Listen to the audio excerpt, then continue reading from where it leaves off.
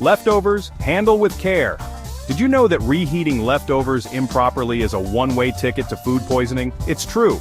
You can get really sick from eating food that wasn't reheated to the right temperature. Bacteria love to grow in lukewarm food. We need to zap those germs with heat. When we cook food, we're aiming to kill off any harmful bacteria lurking within. Reheating is like round 2 of that fight. We need to make sure every bite gets hot enough to be safe to eat. Think of it like this. You wouldn't eat raw chicken, right? Well, improperly reheated chicken can be just as risky. Let's learn how to reheat our food the right way. Double trouble reheating twice. Can you reheat food twice? Good question. The answer is yes, but with some caveats. It's not about the number of times you reheat, but how you do it. Each time we reheat food, we're giving bacteria another chance to multiply if we don't reach a high enough temperature. And let's be honest, reheating food multiple times can impact its taste and texture too. Nobody wants a dried out, sad-looking plate of leftovers. So, if you plan to reheat food more than once, do it right to maintain both safety and flavor. Reheating rejects common mistakes. We've all been there.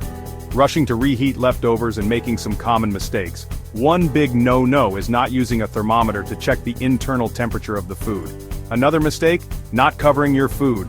Covering helps to trap steam and ensures even heating. And speaking of even heating, avoid reheating large portions all at once.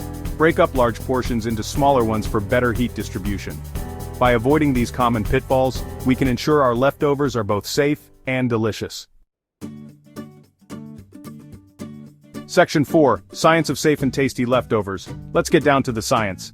To kill off those pesky bacteria, we need to reheat our leftovers to an internal temperature of 165 degrees Fahrenheit or 74 degrees Celsius.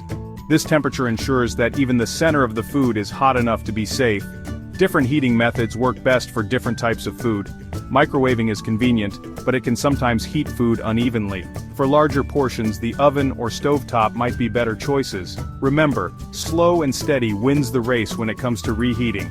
Gradual heating helps to preserve the texture and flavor of your food. Section 5, Double Down Safely. Tips for success. So, how do we reheat food twice while keeping it safe and tasty? The key is to cool and store the food properly after the first reheating. Once the food is cooled down, store it in an airtight container in the refrigerator within 2 hours of cooking. When reheating for the second time, make sure to use a thermometer and heat it to 165 degrees Fahrenheit again, or 74 degrees Celsius. Avoid reheating more than twice if possible, as this can negatively impact the quality of the food. And remember, when in doubt, throw it out. Section 6, Reheating Roundup Key Takeaways for Delicious and Safe Meals.